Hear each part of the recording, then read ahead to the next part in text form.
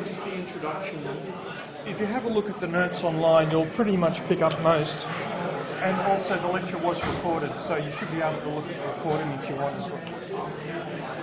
Yeah, if you have a look on the subject blackboard, UTS Online, down the bottom on the left-hand side there's a tab called Recordings or Lecture Recordings. You should be able to see that from there.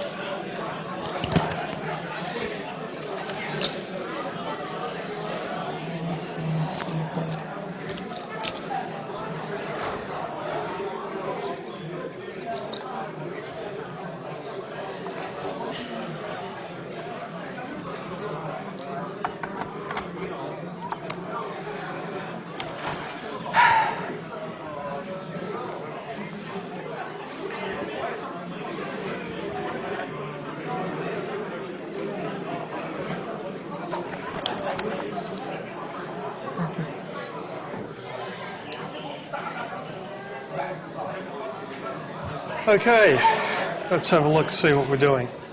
How am I coming through on the mic? Can people at the back hear me? Okay, guys, settle down. Am I coming through on the microphone at the back of the room? Can you hear me? Thank you. Okay, great. Okay, welcome to another exciting evening of Project Management Professional. Okay, appreciate you coming in for a very wet and cool 7:30 on a Thursday night. Not necessarily the best of evenings. We've started tutorials this week. Some of you probably are just coming from tutorials already because we have 3 tutorials on a Thursday evening prior to the lecture. The rest are on Friday. Now, in the tutorials this week, you'll be going through a few ethical considerations and also setting up for the tutorial workshops, which you all have to do. Now, you have to get into tutorial workshops. There are 6 groups who will be presenting and working over in that group for the rest of this term. You've got to be able to run a workshop, collect the information, analyse the information, and fill out a report template, which you will be putting up online on UTS Online in your tutorial discussion forum for the draft. And the final version under the workshop output for whatever the topic happened to be, because it's a different tab item up there for workshop outputs for scope, workshop outputs for tasks, for risks, etc., etc. Make sure your final version is up by Tuesday following the Thursday, Friday of the week before, after you have got approvals. Now, a couple of things. The templates aren't that hard to fill out, but you have to actually think through what information you're looking for and what you want to say.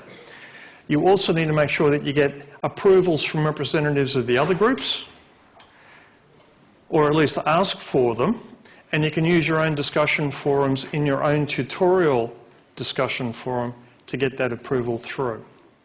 If you don't ask for approvals, and you don't have them on the cover page of the document when you submit it, your group will be marked down. If you ask for approvals and representatives of the other groups do not reply with a yes or a no, then you're fine, they get marked down. Okay? So just think, because you have already run your workshop group and done the report, or that your workshop that you are running isn't for 4 weeks, that you can kind of forget about it. No. You have to think about what it is that you're trying to do. Also, they do take attendance in your tutorials. They don't take attendance here in the lecture. But because the workshop participation adds up to your final participation mark, which is worth 15%, we do keep an idea or a tab on who comes and who goes. Okay, that's just a bit of a heads up. So going to the tutorials and participating in the workshop, running a good workshop, doing a good report, helping other groups get good marks for their workshops when it's their turn, and also participation in the discussion forums adds up to your 15%. Okay, are we clear on that one? It all adds up. If you don't turn up to the tutes, well, you can't really participate and you're giving away free marks. Okay, let's move on. I just wanted to get that one out of the way. Tonight we're going to talk a little bit about ethics. Now, ethics from an information technology point of view is actually kind of important. Who is planning on an information systems or information technology career when they come out of here? 3. What are the rest of you planning on doing? Independently wealthy. Can I borrow money? The thing about information technology is that those who go into the industry are actually in charge of a lot of information and will have access to information that normal people will not. So this is one of the reasons that we actually run a lecture like this, is to make you at least aware of different ethical perspectives. Now, I can tell you, all of you have an ethical point of view, but not the same one. You all look at the world a little differently from the person sitting next to you. You all look at it from your own individual perspective, because this is just who we are. I can guarantee the way I look at the world is probably a little bit different from the way you do, because I'm mostly of a different generation. That sort of thing flavours the way that we look at things. Let's run a little bit of a what if. Okay, tell me how you would think of this situation. Okay. You're standing beside the track down here at Haymarket, of the light rail system going through. And you see the track split in two a little bit further up. You know, the tram comes along, it can go left or it can go right. You're near the switch that can send the tram going left or right. Now, there's some workmen working on the track ahead of you. And you look behind and you see the tram coming along. It's not going particularly fast, probably only about 30 kilometres an hour, but that's fast enough. Trams are fairly heavy. And you notice that the guy driving the tram in the cab clutches his chest and falls over. There's no one driving the tram. Now, ahead, there are four to five, we'll make it 5 guys working on the track. Okay, one guy, if it's Sydney City Council, one guy's actually doing the work, 4 guys are standing around supervising. They've all got their back to you, they don't see the tram coming, but they're on the track trying to do some maintenance and repair work. The tram is coming down towards them. Now, off to the spur, to the left-hand side, is another track, and there's only one guy standing on the track doing some work on that. Obviously, they weren't expecting the tram to come through. Now, you're standing there by the track and you can throw the switch. If you do nothing, the tram is going to run into the 5 guys and probably kill a couple of them. If you throw the switch, you can send the tram off to the left-hand side, the 5 guys will be fine, but the one guy that's on the track is probably going to get hit and he'll be killed. What are you going to do? What are you going to do? Now, here's the trick question. I'm going to ask in a moment, think about it for 30 seconds, I'm going to ask in a moment for a show of hands. You cannot keep your hand down. You have to say yes or no to one of the responses.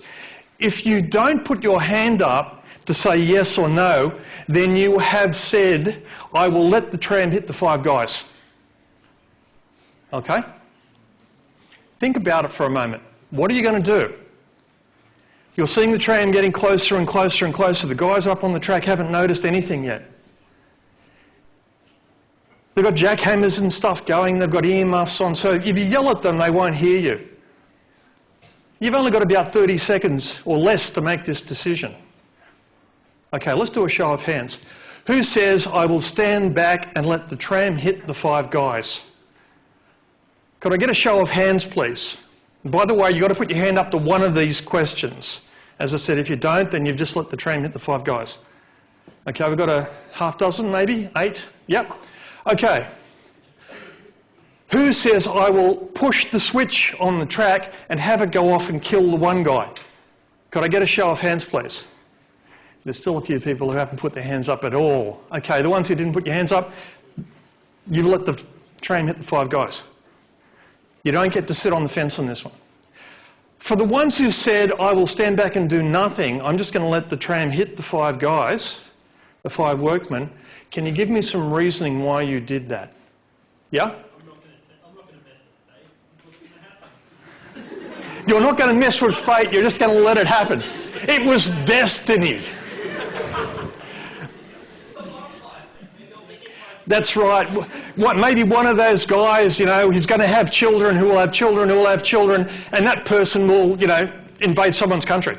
Yeah? Okay. Anyone else have a different view on why you would let the tram hit the 5 guys? And just stand back and say nothing. Okay, yeah? The reason I didn't raise my hand is because I have to be in that situation. I think at that time there would be no ethics for me to be like a candidate. Okay. Probably do whatever comes to my head at that time. Okay. In other words, you can't think of that situation ahead of time, and you can't appreciate what you would or wouldn't do until you're actually in that moment. Okay? That's a valid response, but if you don't think of things ahead of time and you hit one of these situations, then you may find yourself paralysed to act at all. But it's a valid point of view. Yeah?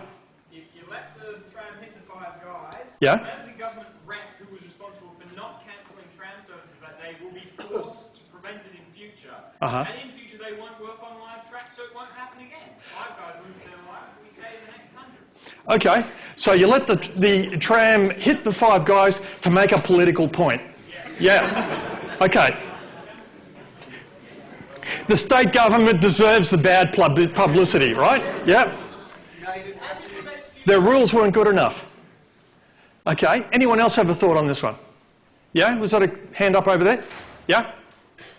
If you move the rail into the left side and keep one person, that makes you the one killing. Okay. So if you proactively change the situation that results in a death, you are to blame. That's your position? Okay. Okay, if you intervene and someone dies, you're to blame, but if you stand back, it's not your fault. Not entirely. Okay, yes? That's exactly the intention of the thought experiment. That's exactly the intention of the thought experiment. That's why it was conceived. Okay, state it clearly for me. What is your response to it? My personal response Yeah. is to pull the lever. Pull the lever, okay. See, the thing with this one is that there may not be a right answer.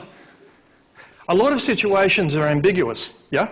It's a choice between legal responsibility or ethical responsibility. A choice between legal responsibility and ethical responsibility, and that's a good comment. Because legal outcomes and ethical outcomes may not necessarily be the same thing. Let me talk about that one in a moment. Hold that thought. Okay, for those who said, I will intervene and I'll push the lever, switch it on and let it hit the 1 guy, why would you do that? Because most of you put up your hand for this one. Why would you do this? Yeah? By not acting, I would not theoretically be legally culpable. I would be aware that I could have acted to reduce the impact of this event. Then by interacting with it and actually changing and killing 1 person, I know that I have at least saved. Okay, so basically, when we take a look at it, the weight of numbers tells, and you can deliberately kill 1 person and potentially save 4 others, or save 5 others. Yes. So the net gain, it's a numbers statistic, we've saved 4 people's lives, overall. Okay, so we're reducing ethics to numbers. Fair enough, I understand. Anyone else have a perception? You've just pushed the lever. For those who said they would do it, you had a reason for doing it. Are there any other thoughts around this one? Yeah. I'd say, since it's kind of a public place, you're probably responsible either way. If you stand back, they're probably gonna say, why didn't you stand back and let 5 people die? If you push it, you're gonna let 1 person die. You're still gonna be. Okay, so what you're saying is that in this particular case, you're going to be culpable one way or the other, and the numbers of 1 person versus 5 people don't really matter. Someone's going to die anyway. Okay. Now, yeah? That might be true perceptually, but if you don't interfere, you're not legally responsible. Okay. If you don't interfere, you're not legally responsible. Yeah, culpability is perspective-based. Okay. Could you sleep safe at night or after having let 5 people die because you didn't intervene? Oh, I threw the switch, but Okay. that's a choice for the individual. I absolutely agree. It is a choice of the individual. Let me change the scenario a little bit. You're no longer beside the track. You're standing on an overhead bridge that the tram goes under. And you're looking over the rail and you see the people working on the track. And you see the tram coming, same scenario, guy clutches his chest, you look through the window and he's fallen down out of sight. Tram's got no driver. Now, beside you, on the overhead bridge, is a rather overweight gentleman. Okay? And he's craning over, looking down at the tracks, going, "Ooh, what's happening here?" Now, he is a little bit more overweight than I am. He would make a nice buffer. He could potentially derail the tram if he lands on the track. So the tram would stop by going off the track and the 5 guys would be saved and the 1 guy would be saved. Unfortunately, the rather rotund gentleman probably won't live. Now, he's really leaning over this rail. All you have to do is kind of lean out and tap him and he's going to fall. Would you do it? Looking at the people on the track, assuming it's going to hit 5 guys, would you just kind of and push him over? Yeah. I wouldn't, but only because you suggested that it might derail the tram and that would kill more people than being 5 people all 1 minute. It's only going 30 kilometres an hour. It's not very fast. If it derails, it won't really potentially hurt too many people. They might have a little bit of a rough trip, but that's about all that's going to happen. Unknown variable there, I think I'd let it hit them. Okay. Okay, we'll let it hit them. Fair enough. Let's do a show of hands on this one as well. Who says, no one's going to notice, by the way, you know, you're up high, no one's overlooking you, you can easily reach out and just tap this guy on the shoulder and tip him over the tipping point and over the rail he goes. No one's going to notice. But let's get a show of hands going. Who says, I will save the lives of 5 people by sacrificing this 1 gentleman beside me? Okay. Who says, no, I won't do anything, you know, let it take its course? Okay, for those who would tip him over, can I have some reasoning for that one, please? Yeah. More people would live. Statistics, numbers game again. You'd feel guilty, but then you can console yourself that the fact that you've actually saved the lives of the people down on the track. That's okay, you're allowed to feel bad. I would feel, you know, I would be worried about you if you just killed someone and didn't feel bad about it.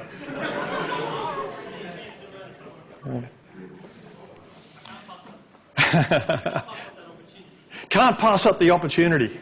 Okay, anyone else have a thought on this? You're the one who's tipped them over. Anyone else have a thought? Yeah. Sorry, the what? Oh, okay. You're going to sell it after the fact. He jumped over the rail and deliberately tried to save the 5 men. You know, they will interview you in Newsweek saying, yes, I was a witness, I saw it all. He's a hero. Yeah? Okay. Anyone else? Yes? I just wanted to clarify that the difference is a choice between committing murder in one scenario and the other one is doing your job or not doing your job. Uh-huh. There is a big difference. When we come down to this, this is what we're trying to explore a little bit, but you're thinking along the right lines. At least you're considering options. For those who said, I won't do anything, can I have some reasoning for that one, please? Because you all have a point of view. Yeah. For me, even to say I took this guy over, kill him, what's the guarantee that it's actually going to derail and it's actually going to save 5 lives? I'm God, I say it will. Well, I'm a lecturer, it's almost the same thing. Sorry. Okay, you don't believe me. Okay, fair enough. That's all right. There is no guarantee of anything in this world. Even if I say, yes, that will absolutely happen, there might be a very slim chance of me being wrong. It's infinitesimally small, but it might happen.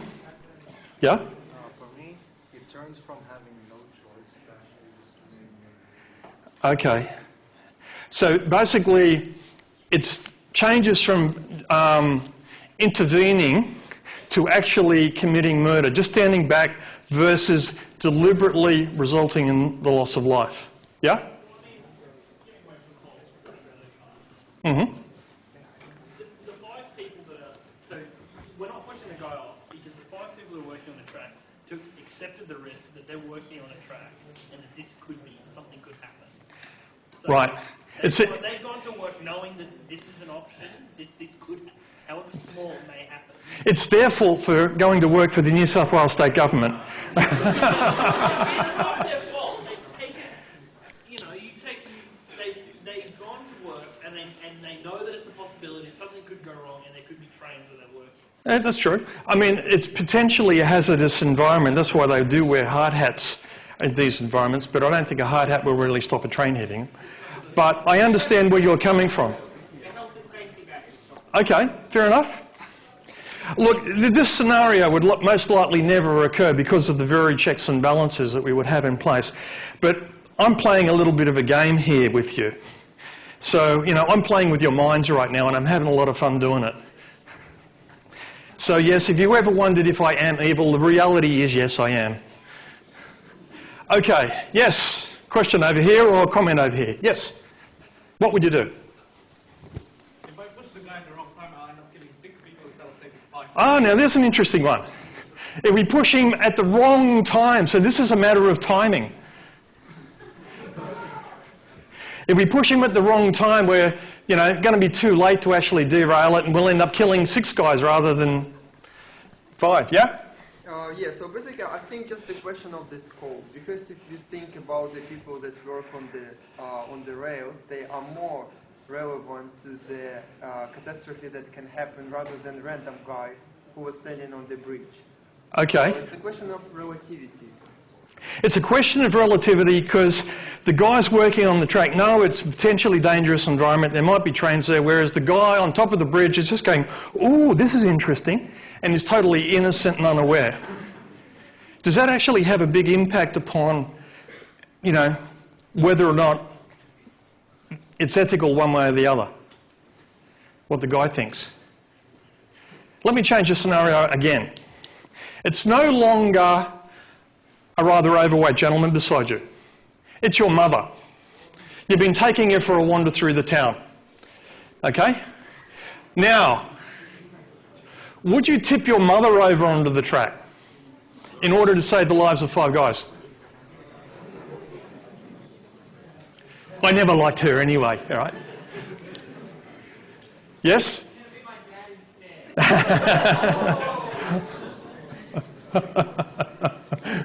Okay, I'm not going to ask you to answer this one. Okay, fair enough.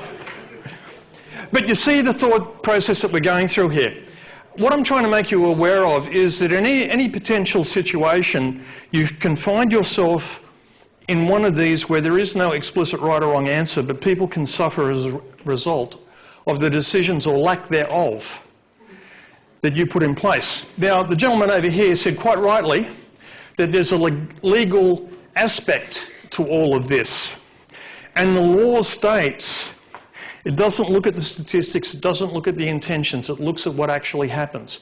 The law states if you stand back and do nothing to intervene and 5 people die, you're absolved legally. You can't be put in prison. If you push the guy onto the track or flick the switch to send it down the spur line and hit someone down there, that's murder. Yeah. If you deliberately push someone onto the track in front of a tram and they die, or you push the switch to send them off and hit the one guy working on it, rather, you might save the lives of 5 people, but you deliberately intervened that resulted in a loss of life. That includes a scenario where you are responsible for the safety of a particular area. So say for that train station example, you're responsible for the safety of people on that train station. Possibly. Depends on the specific situation. This is where it gets into very grey waters. Because if you're looking at an area, then you would have to say ultimately who is responsible for the scenario. Is it the person standing beside the track, or is it, the foreman who sent the workmen onto the track in the first place? Is it the traffic controller who had a train or a tram going down the line a little bit ahead or a little bit behind schedule, so the guys weren't expecting it? Is it ultimately the Premier of New South Wales, who all of the government infrastructure reports to? At what point do you stop the ladder going up? The thing with this sort of scenario that we're talking about here is that there's no good answer. No matter what you do, someone is going to suffer. The only choice that you have in your mind, the only choice you have available to you, is the degree that you intervene and what consequences may come from that. But this is an ethical dilemma. This is a situation that you will find yourself in, not the specific one, but at some time in your lives, probably many times in your life, you're going to be presented with an ethical conundrum, an ethical problem that has no clear-cut resolution. And no matter what you do, it's not going to be a good outcome. Especially if you're working in information systems and information technology. As I said in the beginning of this class, you're going to have access to a lot of information that most people won't. That would allow you to make decisions or to influence decision-making, potentially in criminal ways or in ways that might advantage or disadvantage individuals. If you have access to information ahead of time, you can deal with that information. Maybe you'll go buy stock in a company or something because you know they're about to release a brand new product set, which will make you independently wealthy, but that's against the law. Or you can disclose information to someone because you're privy to that information and they'll pay you a lot of money for it. Or you can go in and change results. I mean, the thing is that most of you are IT students of one degree or another. If you could hack into the university system and change your grade from a pass to a HD, would you do it? In this subject. I would know, by the way, but that's all right. Would you do it? Everyone's looking down. Okay, fine. But these are the things that could come up. If you've got access to systems or access to information or access to capabilities above and beyond the normal individual because of the knowledge or the position that you happen to be in, you can change outcomes. And the question happens to be, do you do it? For your own particular advantage, the advantages of your friends or family, but often when you do this sort of thing, someone else somewhere else suffers. So you may get an advantage, but it's a stranger that suffers. Is that okay? Let's move on. I just want you to think about some of these situations. So, clarify characteristics of professionalism. Understand ethical decision making. Understand the different ethical perspectives. Be aware of the relationship between ethics and law. And understand how IT systems can violate ethical principles. Because the reality on this sort of thing is whoever controls the information controls the decision making. If you control the decision making, you control the outcomes of those decisions. You don't have to lie to get what you want. All you need to do is not give the information to someone who needs it. And they will make a decision in a certain way based upon incomplete data. That's all you need to do. No one will ever know. Do you do it? These are the things that you have to consider, because if you're going into IT as a profession, you're going to find that you're going to go into these types of conundrums. By the way, this isn't just professionalism. In your personal lives, this will be the same thing. You'll be in situations where your ethical principles and your value systems will be tested. I won't say may be tested, I say will be tested. Because at some point along the way, something's going to happen and you'll be in this situation. You know, guys, what do you do if your girlfriend gets pregnant? Girls, what do you do if you get pregnant and you know that your boyfriend wasn't expecting this? What are you going to do? These are the types of thoughts that you may have to consider. Now, when you take a look at life, there are many, many perspectives that can come into play. But when you take a look at how we operate and how we work, one of the points I'm trying to make is the importance of acting professionally. One of the aspects of acting professionally is to understand the value systems in play. So, what is a profession? Experts in a field which provides them with an advantage over the layperson. That professionals' work has the potential to impact the general public at large. So you have the ability to change things for the better or for the worse. You have the power, depending on the position, depending on the knowledge. How do you use that power? By the way, this just doesn't apply to IT, it applies across the board. I mean, doctors, lawyers, politicians, you know, people walking down the street, they all have a level of power that they can exercise for good or for ill.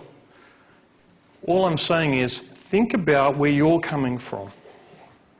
Because if you take a look at professional codes of ethics, they're meant to codify the rules under which a professional discipline behaves. Because in terms of an industry sector, we're very well aware that without a code of conduct or a code of behaviour, without stipulations about how people should behave, there is no clarity as to how a decision outcome should be rendered. So, when you take a look at a professional code of ethics, you'll generally find that most industry bodies, especially ones that are enforceable by law, have a code of conduct attached to them based upon ethics. So a code of ethics symbolises the professional, protects group interests, details membership etiquette, inspires good conduct, educates members, disciplines members, fosters external relations, detail principles, express ideals, put forth rules, offer guidelines, codify rights. 12 principles. That determines or defines the basis for a code of conduct.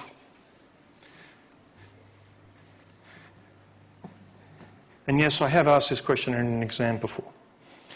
So when you think about those things that identify the boundaries of a code of conduct, then we can take a look at the professions that actually have these in place. With medicine, we have the Hippocratic Oath, which says, beyond all things, do no harm. That's the first and key rule of the medical profession. It also has the Australian Medical Association, which says if you do harm and you do it deliberately, we will strike you off so you cannot practice medicine ever again. They can stop you being a doctor. Law, they have the Bar and the Australian Law Society. Accountants have CPA, Institute of Chartered Accountants. Engineers, Institute of Engineers Australia. Architecture, Royal Australian Institute of Architects. What about information technology? What's the body for information technology? Okay, we've had one comment here for the Australian Computer Society. Anyone else? What is the body responsible for enforcing the code of conduct for the information systems, information technology profession? We don't have any. That's very true. We don't. The Australian Computer Society, the Project Management Institutes, bodies such as this are voluntary bodies. They create a code of conduct, but it's not enforceable under the law, which means you can still practice as a project manager even though you've failed your last 5 projects. It is not enforceable under the law, unlike medicine, law, accountancy, and bodies like that, where they can criminally prosecute you, where they can strike you off the register so you cannot action your own discipline. You can't work in that industry sector anymore. With information technology, with project management, information systems, there is no such body.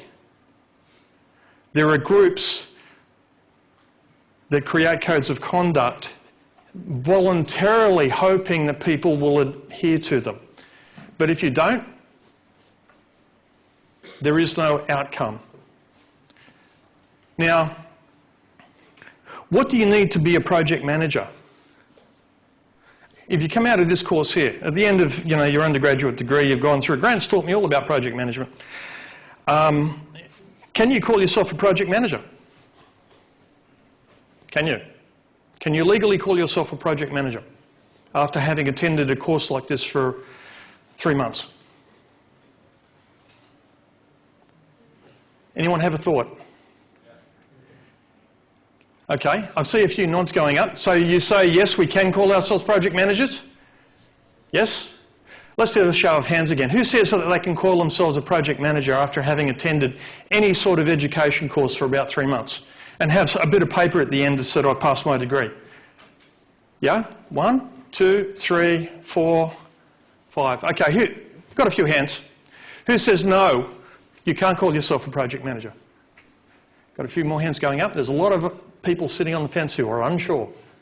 Okay? I'll tell you right now, yes, you can call yourself a project manager. You won't be one, but you can call yourself whatever you like. You can call yourself a hippopotamus if you really want to.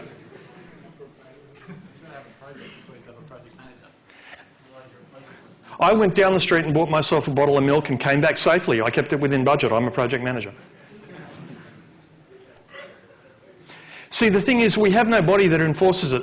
We have codes of conduct and rules of behaviour. We have education standards, but they're not enforceable under the law. So if you really want to call yourself a project manager, you can. No one's going to stop you doing it. What a smart company will do is ask, how many projects have you actually run? How successful were they? How big were they? How many people were you managing? They will investigate your background. They will check your references. They will have a look at what experience you've got. Did you do it in IT? Did you do it in engineering?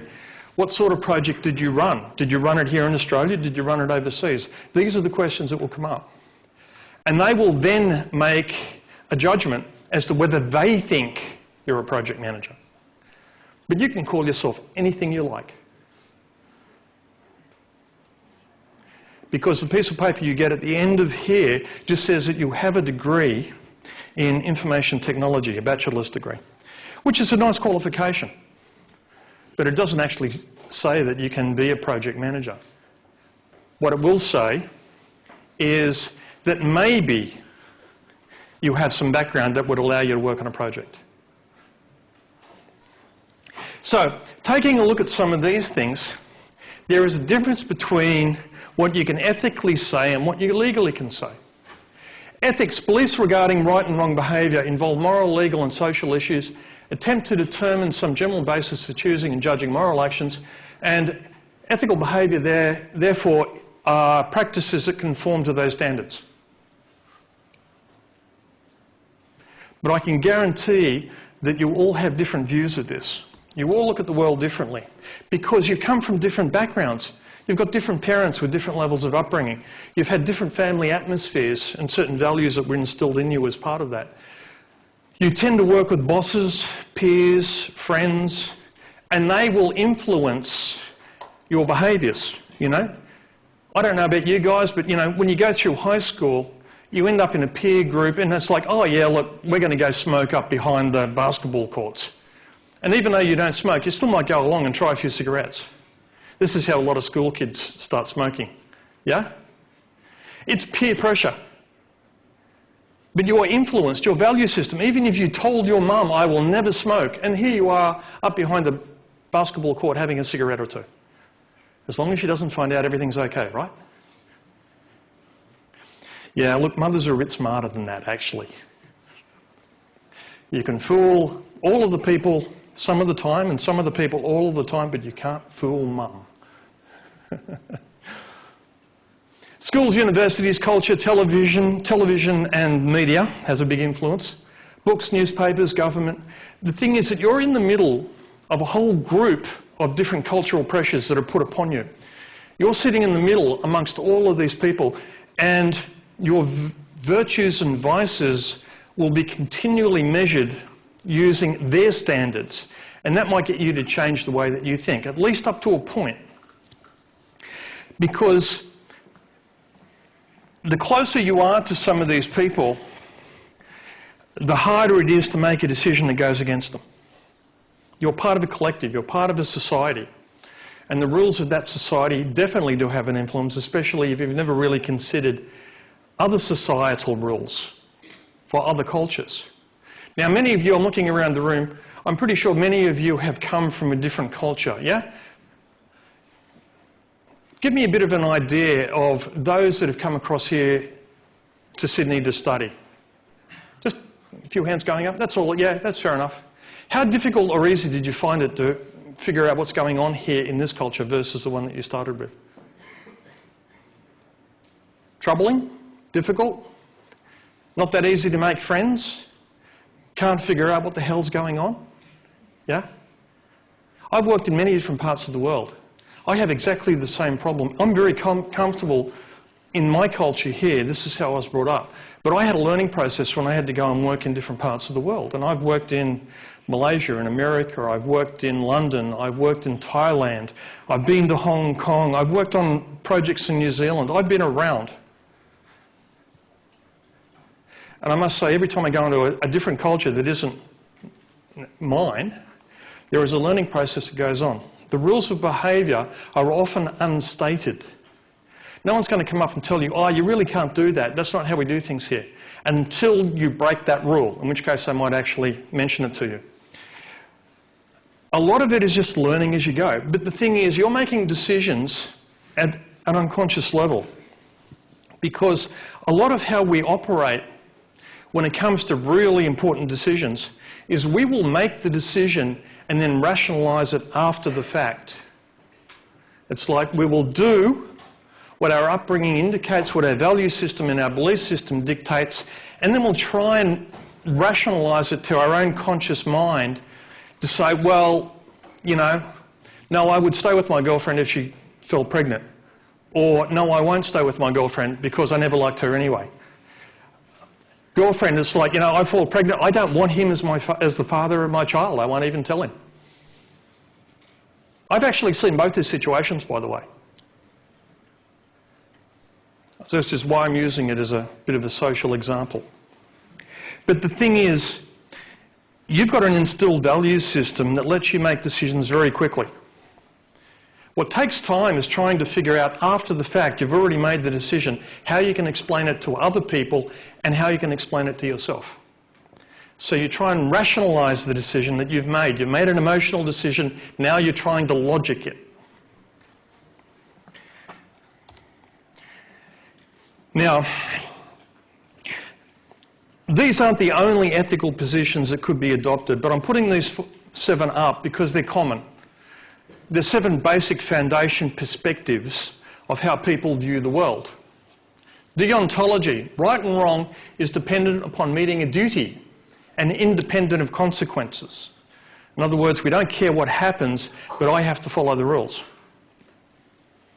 Consequentialism, right or wrong is determined by the comparative assessment of each act's consequences. It also includes another one called utilitarianism, which is the greatest good for the greatest number. Now, one of the reasons we had different points of view when I was talking about the trolley or the tram car and what you would do in that situation is some of you were looking at the law and saying, well, I can't intervene. That basically means you were taking a deontology approach in your value system. Others said, well, I'm going to try and save the life of the most number of people. So you were looking at the consequences. Do I sacrifice one person's life in order to save 5? Greatest good for the greatest number. Relativism. There is no single ethical truth. Everything is contingency based. Whatever a culture thinks is right or wrong for its members. In other words, you can't make a decision outside of a particular context. Everything is embedded in an ecosystem or an environment. Universalism, also called absolutism. There is a single truth, implies a single perspective of right or wrong. You often see this one in religious extremism. And I don't really care what religion we're talking about. Even atheism could adopt this one. Virtue ethics focuses on the person who acts and character traits of the actor as expressed by their actions. So it's like you will model yourself on someone. Would Mother Teresa do this? It doesn't have to be a figure like that. It could just be, what would my mum think if she found out? Or I think of myself very similar to my dad.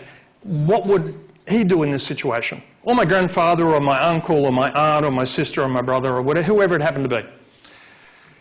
What would my role model do in a situation like this? When you do that, when you ask that question of yourself, then you're executing virtue ethics.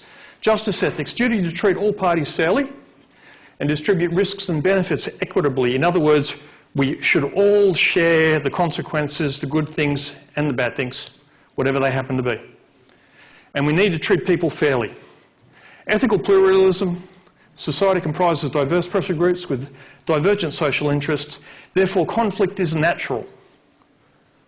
We have to just negotiate a resolution because everyone's different, everyone looks at the world differently. Just accept it. Okay.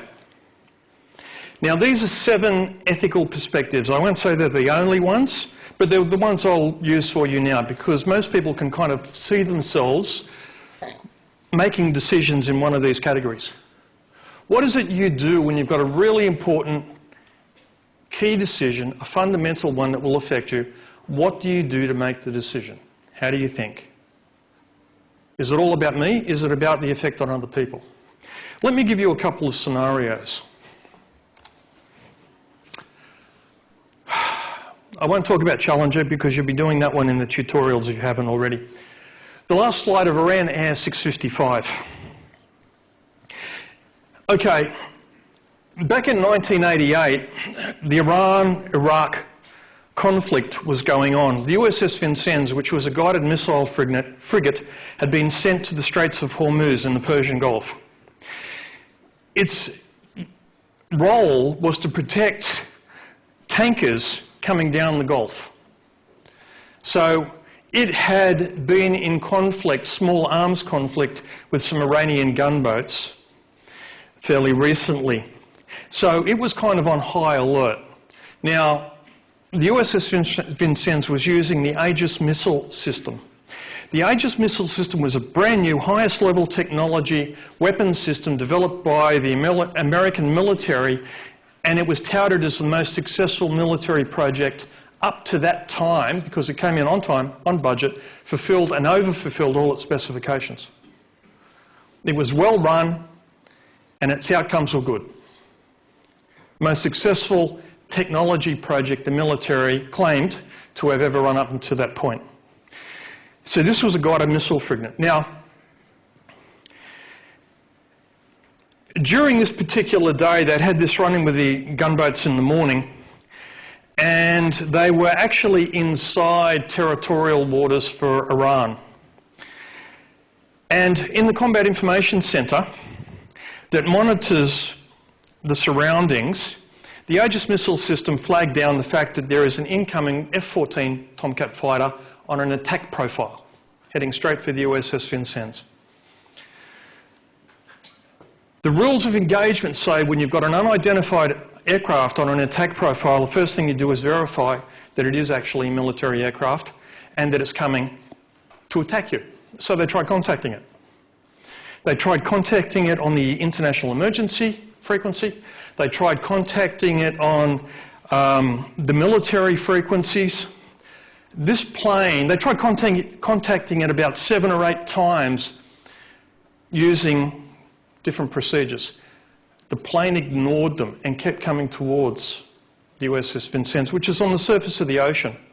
So the captain, his rules of engagement says, I first protect the mission, I then protect the ship, I then protect the crew. Those are the priorities if you're a military vessel.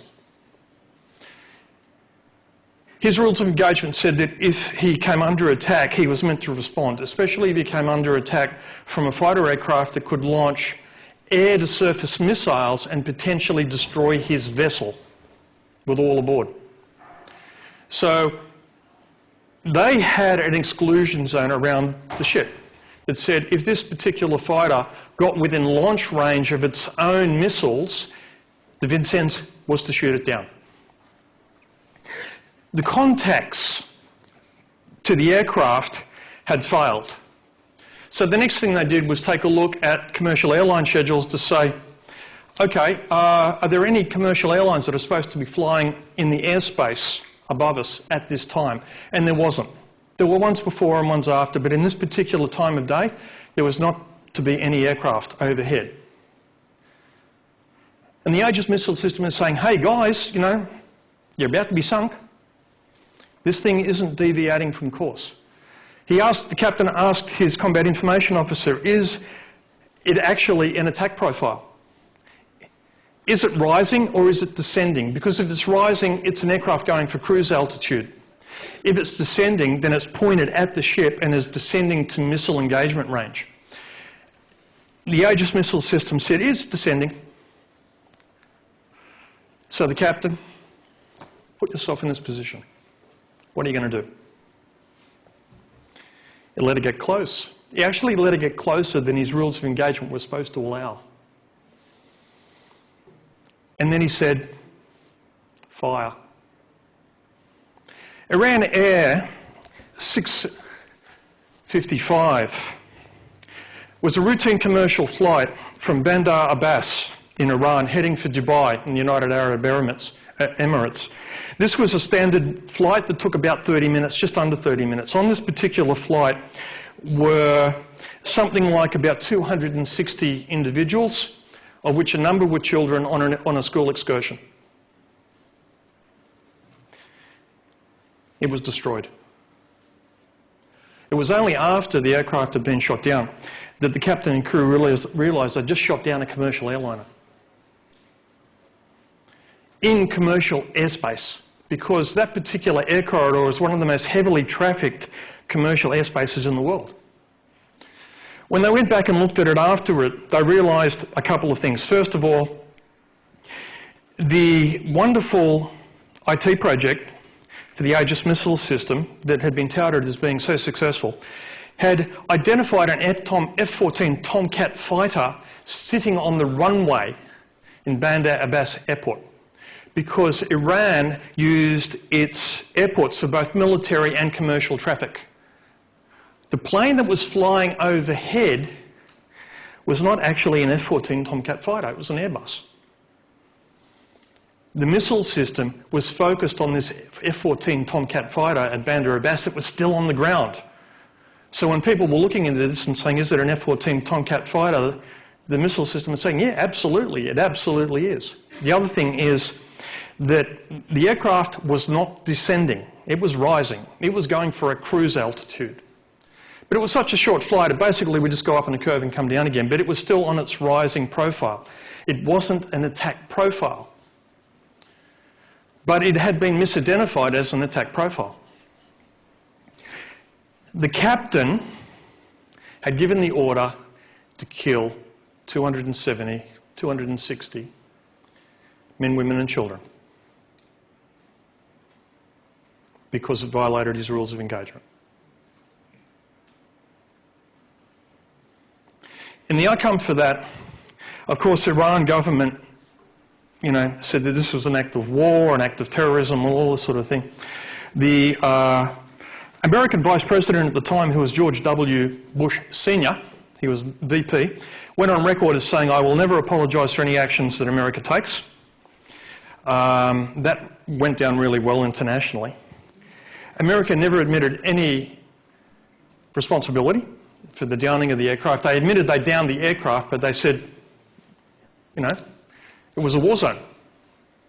Now, the interesting thing was that the Vincennes had tried to contact this aircraft multiple times on different frequencies, but they used the emergency frequency and they used the military frequency. Now, the thing was that military frequencies, it was a commercial Airbus, it didn't have military radio. So I couldn't respond even if it could pick it up. The second thing is that the emergency radio was a general broadcast and it was unidentified aircraft.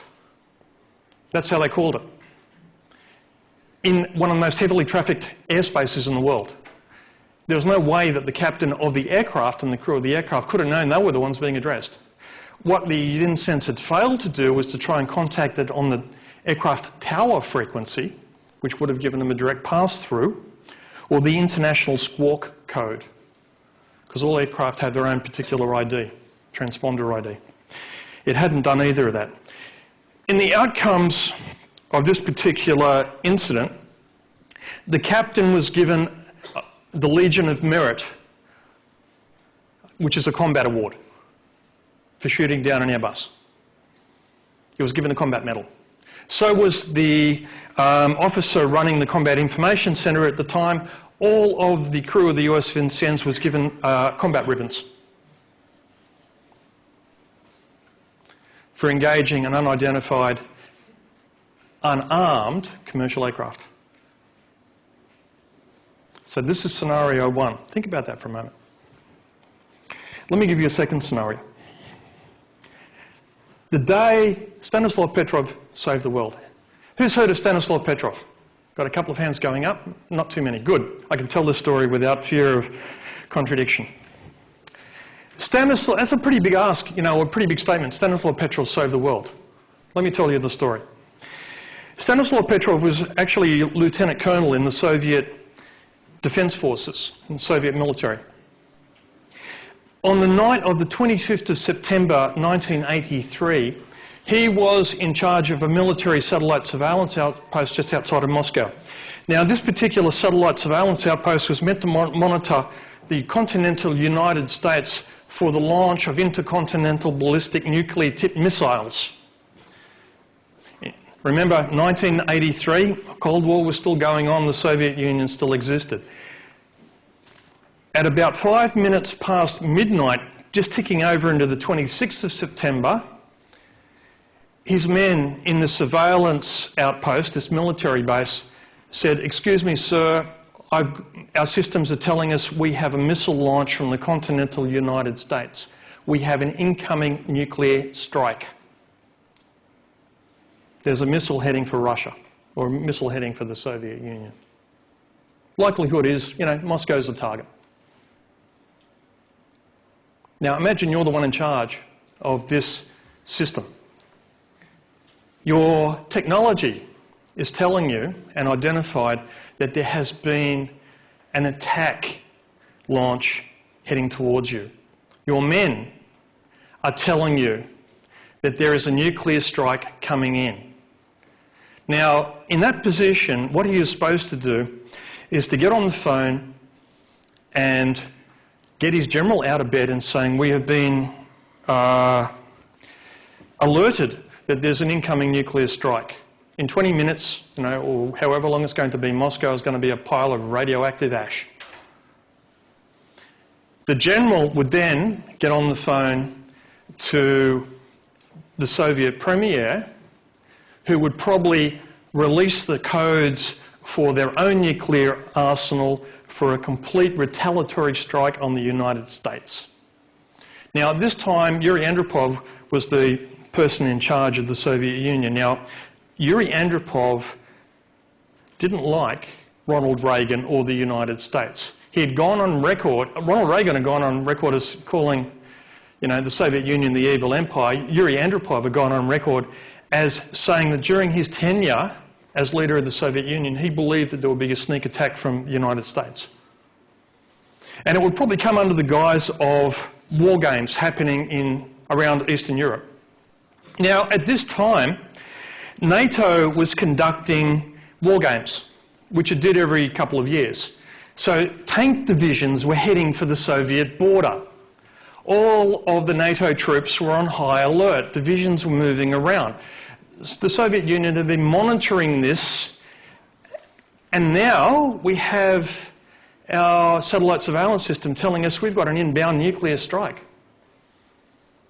This was primed to go in a very bad direction, because one of the feelings is that if Andropov had have been told that there was a potential nuclear strike coming in, he would have just said, "Fire everything." And of course, as soon as the United States had realised that they were under attack with missiles incoming, they would have released the rest of their arsenal at the Soviet Union. Now, I won't say that Australia would have been a primary target, but, we are a port of call for American warships coming into this part of the world. So out of the many tens and hundreds of thousands of nuclear warheads that both these countries had, I'm sure we were worth one you know? So the reason that you're probably sitting here now listening to me rather than, you know, looking at pictures of a big smoking crater is the fact that Yuri Andropov got up and said, I won't pick up the phone. I'll wait. Because he was under the belief that if America was actually going to launch a nuclear strike against the Soviet Union, then they wouldn't just launch one missile. They'd launch more than one. So he decided to wait.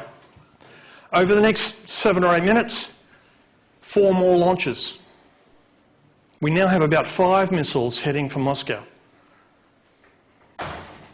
And he said, I'll wait. Now, at this point in time, the technology wasn't sophisticated enough to get corresponding confirmation through other mechanisms. They didn't have the ability to determine through other channels whether this strike was real or not. So he just had to make a decision based on the information he had at the time. As it turned out, no, it wasn't a nuclear strike. So his decision to not get on the phone and wake his general and have his general wake the leader of the Soviet Union was correct.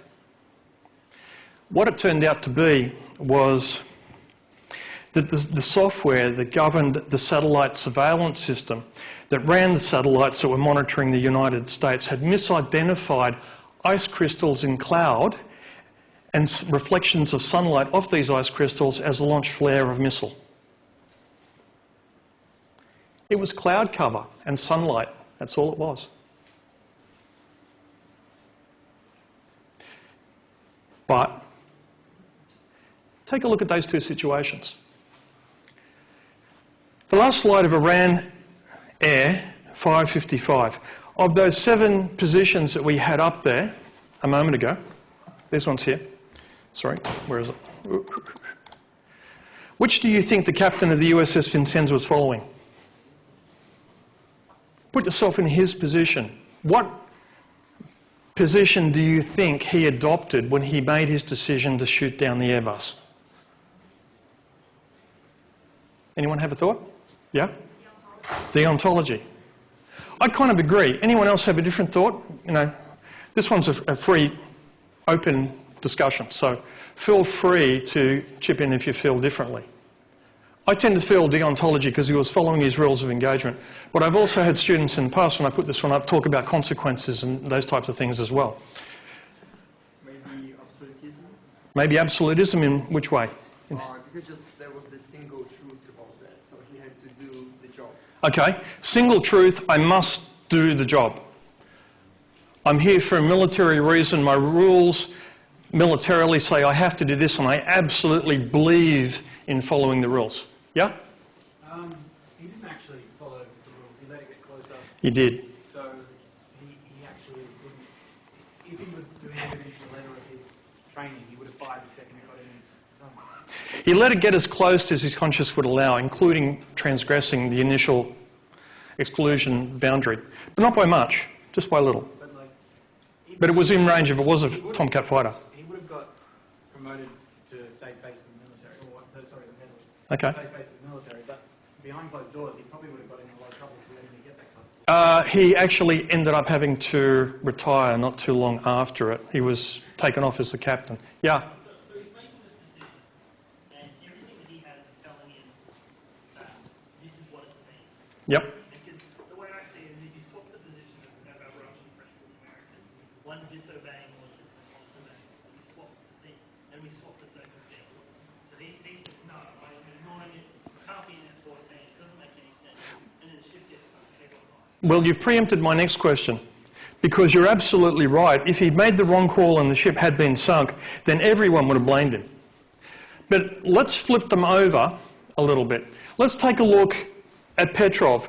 Of those 7 positions, if you were the lieutenant colonel sitting in the military base outside of Moscow, what perspective, ethical perspective, do you think you'd adopt looking at this? Which one do you think he had in his head? Yeah? I think that if you consequentially understood that if he took this action, there would be massive regardless of whether it was a nuclear attack or not. Absolutely. I mean, this is a time when the nuclear arsenals of both the Soviet Union and the United States were at an all-time high. if they had have released those arsenals together, you know, there may not have been a lot of survivors out of that. Both those continents would have been devastated, and the radioactive fallout probably would have spread around the world. Now, imagine if the captain of the Vincennes was following rules of engagement, a deontological point of view, or an absolute point of view, and Petrov, the lieutenant colonel outside of Moscow, was following consequences and saying, I won't follow my rules of engagement, I'm going to take a look at the outcomes if I get it wrong. Swap them around. Imagine if someone like the captain of the Vincennes was in charge of the missile surveillance post. What do you think would have happened? Followed orders, which would be wake my general. Yeah? Basically, different reasons but same result. So, like, just a random question, do you know how many people would be on an F-14 fighter jet? 2 at most. Okay, so he's still weighing the greatest good, the greatest number. There are almost definitely not more than 2 people on that ship. On the F-14 Tomcat fighter? No, then the F-14 Tomcat fighter on his ship. Oh, on his ship there were a couple of hundred, yeah. So he would still believe that it would be in his ship's greatest interest to down it because he's still under the impression that it's an F-14. He doesn't have the additional information that it's not. I can't tell you what the right or wrong decision on each position would be. I can tell you that if the positions were reversed, we might have had very different outcomes from here. Yeah? Could you argue the one with the passenger flight? Yeah. He was using consequences based on the worst case scenario is that 200 people on that plane, they all die. Yeah. My ship survives, we get to keep protecting these oil pickers coming through. Isn't he going with consequences anyway? Well, he didn't know it was an aircraft. He thought it was a military jet. He didn't know it was an Airbus. The reason he hesitated. He wasn't 100% sure. I mean, all these systems are saying, yes, it was a military jet, but he was trying to confirm it and he wasn't able to do the confirmation. Ultimately, he had to make a decision based on the information that he had. Now, So he probably would have waited for the first missile, but then when the next 5 showed up. yeah, you know, the first missile just might be, oh, it could be a problem. You know, when 5 more start coming in, we might have a bigger problem. The thing with this sort of situation is sometimes you have to make a decision with incomplete information, not as much information as you like. You can't be sure of the outcomes. So what do? Now, I can guarantee if you were put in one of these situations, you would have to make a decision. I don't know what that decision would be, nor can I validate what was right or wrong for the 2 examples that I've just given, because I wasn't the person. I can make comments about one or the other, but it's just from my own point of view. The reality on this is I'm not the one in those situations, and a lot of the time I don't know how I'd decide until I'm faced with those consequences or faced with those rules of engagement. So when you take a look at ethical decision making, sooner or later you're going to have to make a call because you can't sit on the fence. Sitting on the fence, not making a decision, is in many cases worse than actually making the decision. So ethical views are founded in individual belief, tend to be deeply held and do not change easily or frequently. An issue is not an ethical issue if the individual views which define it are primarily concerned with convenience, founded on opinion, not belief, and casually modified. So you might think, I absolutely wouldn't do that. I would never cheat on an exam. That isn't me. I can't imagine myself ever taking in cheat notes to an exam. I'm using this as an example. Until you find yourself failing a subject and it's like, oh God, I've got to come back and repeat. I don't have all of the money. What will my parents think about me? What will my friends? I'll just take in a little piece of paper with a few thoughts on it. Now, that's one that students have to think about every single time you come to the end of a term. I would advise you not to cheat because we catch people. And it's never a good outcome. So please don't do it. Don't put me in that position and don't put yourselves in that position because we're actually pretty good at doing it. And the consequences may not necessarily be worth it. But that's only one situation. Imagine something else, such as like, you know, someone getting pregnant, or you're given the opportunity, you know, you're driving behind an armoured car and box of money falls out and lands in the street in front of you, and the armoured conveyance keeps driving on. They haven't even realised they've lost $1 million, and it's sitting there right in the road. What do? You know, pull the car over, put it in the boot, drive off. You try and, you know, race after the truck and say, hey, your back door came open and then there's a bunch of money lying in the street. Do you pick it up and then chase after them and try and give it back to them? What do? This is actually a real example, by the way. This actually happened, strangely enough, in America about 15 years ago. An armoured car just picked up a whole bunch of money from a bank, and while they were driving it to their next destination, the back door of the armoured car came open and the box fell out on the street. And there was something like $1.5 million in it. It was a locked box, but there was $1.5 million in it. And the guy coming along behind, guess what he did? He picked it up, put it in the boot of his car, took it home, put it under the bed. And then he called the police and said, I've just got this box that fell off the back of a truck. Quite literally. So they came and collected it. He was investigated but not prosecuted because they believed him that he wasn't planning on keeping the money. The company that was responsible for the transfer gave him a $10,000 reward for handing back $1.5 million. And thanks very much. Real story. Absolutely real. So these are the types of things you have to think about, because until you're actually tested, and you will be tested at some point, your ethical value system, you don't really know whether it's a value system, a strongly held belief, or if it's just a convenience that you thought you believed in up until push came to shove and it was really tested. Because you may find that when you're put under pressure like that, the decision that you make may not be the one that you thought you would always make. And often you don't know until you're there. But if you think about it ahead of time, at least understand the value system that you have driving you. Because you are a product of your culture, you're a product of your upbringing, you're a product of the people around you and your own thought processes that go along with it. The decisions that you make will be strongly influenced by that. So at least be aware of that, think it through, think about it a little bit at least, because when you are put in the position then, at least you've had a little bit of forewarning. Maybe not about the position itself, but about how you might respond. And you will be tested, guaranteed. No one goes through life, lives for 80 odd years without this sort of question coming up more than once. You'll be in a situation that you would not expect to be in, that you will not enjoy. And you're going to have to make a decision one way or the other. And then you find out whether the things that you thought were sacred to you actually are. Because if it is a real belief, if it's a real value, you will stick to it even when it disadvantages you. If you can discard it, even if you feel guilty and bad about it, it was never a real strong belief. It was just a convenience that you held up until now. So common ethical concerns for project managers. Deliberate underperformance. It's like, I haven't got another job to go through, so I'm going to just drag this project out as long as I possibly can so they can keep paying my contract.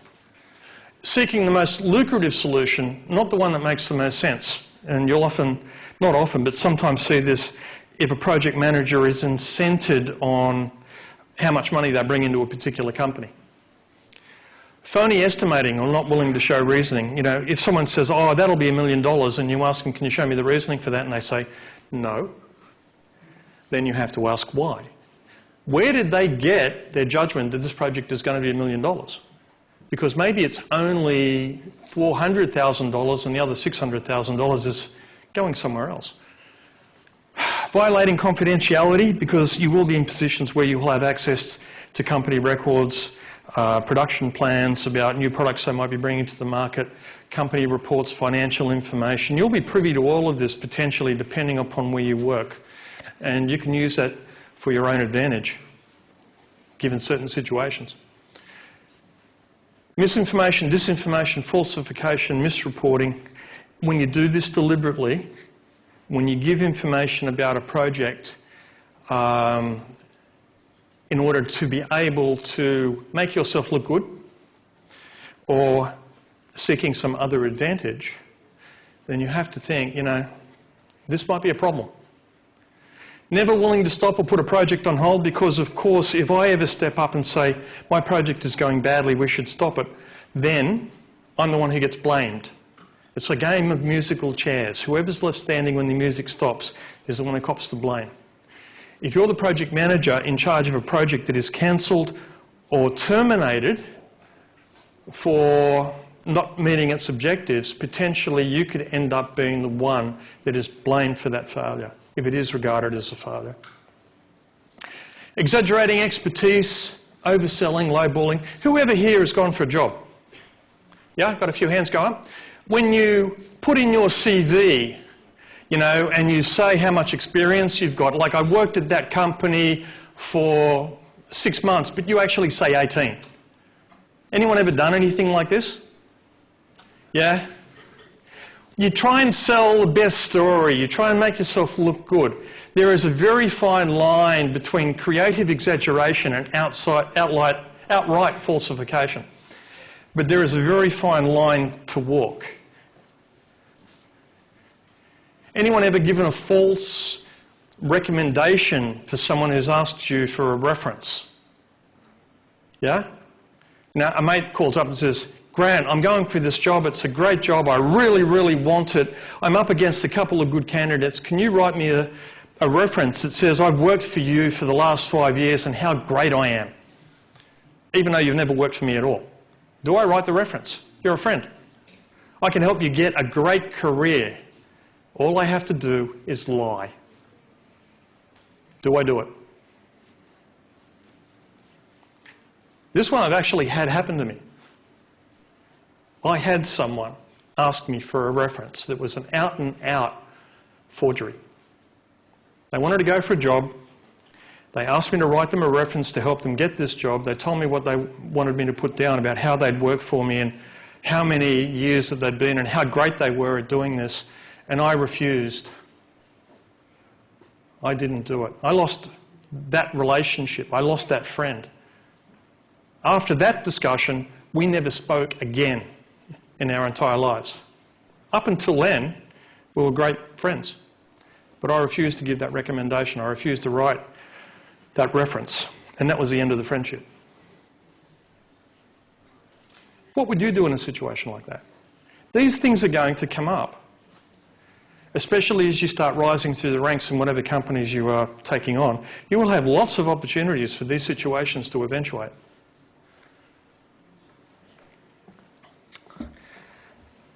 Exaggerating expertise, personal interactions, benefits and/or conflicts of interest.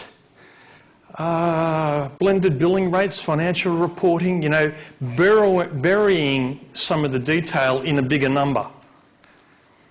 Inappropriate markup on subcontractors. It's like, I'm being paid $1 million for the project, I'm paying my subcontractors $200,000, but I'm telling the client who's paying me that they actually cost double. Because then I can pocket the difference.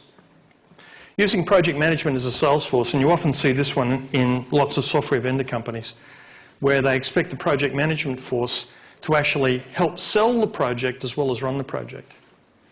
In that situation, when you incent your project managers on how much business they bring in, then they're focused on making a lot of money for the company rather than protecting the interests of the client. So these are situations that happen. So a 7-step approach to tackle ethical issues. First one, in red letters, get the facts. Don't go on opinion, don't go on what people think or what people might say, or this is a strongly held belief or this is a traditional view. Get the facts. If you make a decision on anything else but hard information, then you are misinformed or potentially misinformed, which means that the decision making that you are doing may not be accurate. And that will come back to you at some later point. And it can hurt when it does.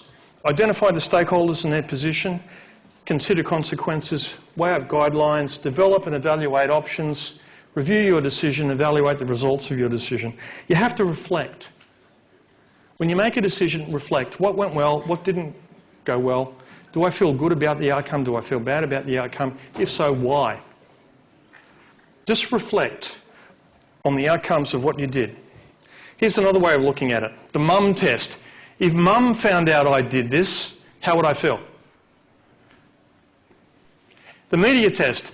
If my picture got splashed over the front page of tomorrow's newspaper for this particular issue that I'm engaged in, would that be okay? The smell test.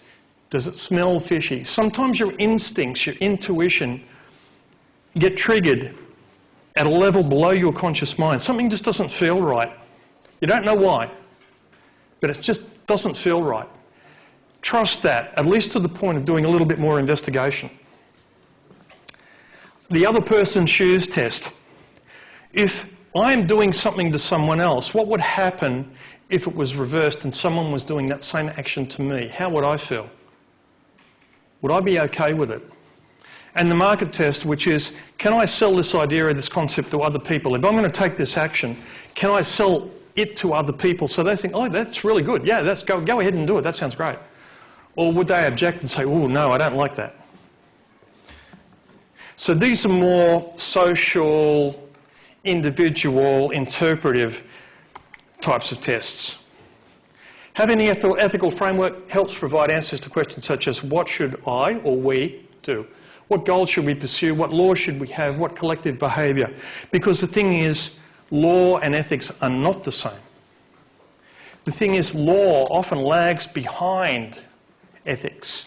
Society changes and the rules of the ethics that go along with it also change. There was a time when I was growing up, it was okay to cane kids for talking in class. I know, I kind of got sent to the Dean's office on more than one occasion. These days, if you caned a child, that's child abuse, criminal behaviour, and the teacher doing that can be convicted and sent to prison. The rules of behaviour change. The ethics attached to it of a society can be modified over time. But the law has to then play catch-up. There's a lot of law that's been trying to be put in now around things like data privacy and the internet, identity theft, but it's playing catch-up on things that have been in place for a long time. The technology is evolving so quickly that it allows people to take advantage of it, but the law is a very slow thing. So ethics and IT must consider how information systems affect human choice and the individual beliefs and values that go along with it, whereas law determines the principles and regulations in a community as set by some authority and enforced by judicial position. And now that is important because the rules of society, if it's law, not only state how you should behave, but they can enforce that behaviour. If you transgress it, they can punish you. So individual beliefs versus society rules for accepted behaviour, and these can be quite different. Ethical versus legal. Most things, ethical and legal, not a challenge. Give me an example of something that might be ethical but is not legal. Yeah? Assisted suicide? Assisted suicide. That's a good one. The ethics of it might be argued, but there certainly can be people around that believe that the ethics are positive but the law will not allow it. Absolutely. What about stealing a loaf of bread? Is that legal? No. What about if you stole it to feed a starving child? Legal but not ethical. Give me something that is legal but not ethical. E-marketing. Yeah. Damn irritating if nothing else. I tend to look at bank fees as a little bit in this bucket because, you know, they charge me for binding my money while they're also investing it to make a profit for themselves. So they get 2 bites of that particular cherry. I tend to think that's a little bit unethical, but it's absolutely legal. And it's a personal opinion. Other people might look at it. Is there anyone here from the banking environment? Okay, I'm in trouble then, aren't I? The whole financial sector is not ethical. Finance in general isn't ethical. finance in general isn't ethical. I won't agree or disagree because I know some very ethical financial people.